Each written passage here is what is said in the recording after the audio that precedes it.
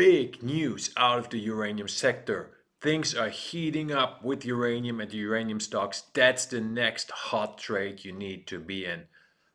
Welcome to Hot Trades of the Day. My name is Daniel Wilhelmi. I'm the head of trading here at Bull Markets Lifestyle, and this show is the daily show for swing trading ideas that are coming, that are not played out, that are not already in action, that are coming in the next days and weeks, the ones that you need to be in. And look no further than the uranium sector for the next hot, and I mean really hot trade, because when uranium stocks start to go, they go. Then we're talking about triple-digit profits that are possible. This is the Sprott Physical Uranium Trust ETF. That is the benchmark for uranium on Wall Street. But not only that, what's important is it's also a really good indicator of the sentiment of the market towards uranium. And you can see that on Friday with this jump up after the big Microsoft news, where Microsoft and Constellation Energy agreed to bring a nuclear reactor that has been taken off the grid 5 years ago to bring it back online to power Microsoft's AI activities. This is huge for the demand side. That led to a jump in the Sprott Uranium ETF. The break of the downtrend confirmed on the daily. If we look at the weekly, we see that it broke the downtrend as well. Now, it's not confirmed on the weekly yet. If you're more conservative, you want to wait for the confirmation on the weekly. But I suggest that you jump in on any weakness now on the daily and don't wait for the weekly, because this is a strong signal. Let's look at the uranium stocks. Now, the big stocks like Cameco or here Energy Fuels, they jumped about 7-8% on this news. Why? Well, we already have the problems on the supply side with the news from Kazatomprom about 3 weeks ago, and then from Russia about 2 weeks ago. So we know that the supply side is getting worse and worse in the uranium sector. But on the other hand, now with this big move by Microsoft, the demand side is going to go up. So the scissor between supply and demand is going to go even wider in the uranium sector. So this is great news for the uranium producers like Energy Fuels, like Cameco. Energy Fuels, you see it right here, has now jumped back into the long-term uptrend that goes all the way back to 2020. Very bullish sign. The break below now clearly has become a bear trap. The support zone, the blue zone here, has held.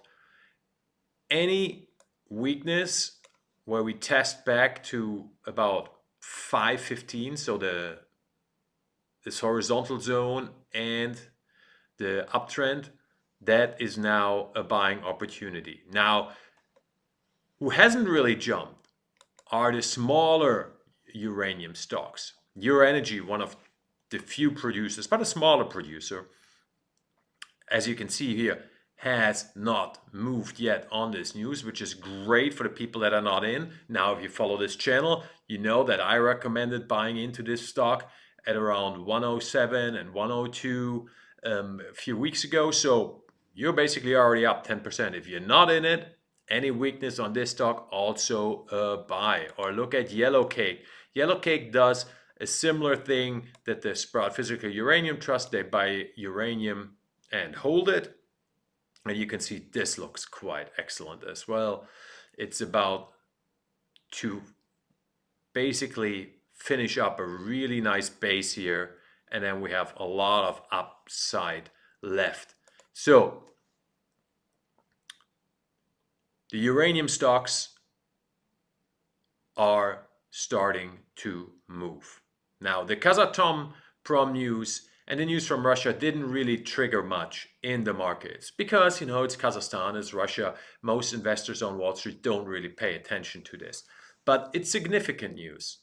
Remember, Kazatomprom announced that they're going to reduce the their production of uranium for quite significantly for 2025 and 2026. But now with the Microsoft news, this is a news that cannot be overstated how important it is for the supply side. This is we have seen a fairly similar move by Amazon about a couple of months ago, and this is big because now all the other AI companies are under pressure to do something similar. And I tell you, a couple of wind turbines or a few solar panels on top, they won't produce enough energy for the AI energy demands. Only nuclear energy can do this. So what does that mean? There are several reactors in the US that are decommissioned or in the process of being shut down that could also come back online.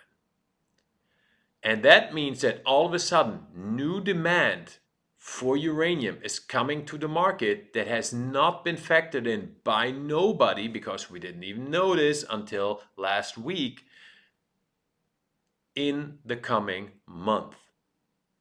The other big tech companies are under immense pressure. There's going to be a land grab now for these nuclear energy facilities. And you have three ways to profit from it. You can buy the companies that build or upgrade these kind of reactors, but most of them are private, so that's not really interesting. You can buy the utilities that power them. They're going to get a nice cash flow from it. That's cute. Or you can buy the uranium stocks. And those are the stocks that really going to go, because now the demand for uranium in the US is going up. I expect the same to be happening in Europe if Europe doesn't completely want to fall off the wagon in AI. We already know that Japan announced that they're going to reactivate a couple of reactors that have been shut down. So it's happening over there. They and South Korea are definitely on the ball with AI much more than Europe is. So I expect news from East Asia in that regard as well, which again will put more pressure on the supply side, because the demand side is increasing and the supply side is decreasing. There's incredibly bullish scenario in the uranium sector now starting to develop because of AI. So if you believe in the AI trend, then uranium is the play for you. That's it for today. We'll see us tomorrow. Have a great day. Bye-bye.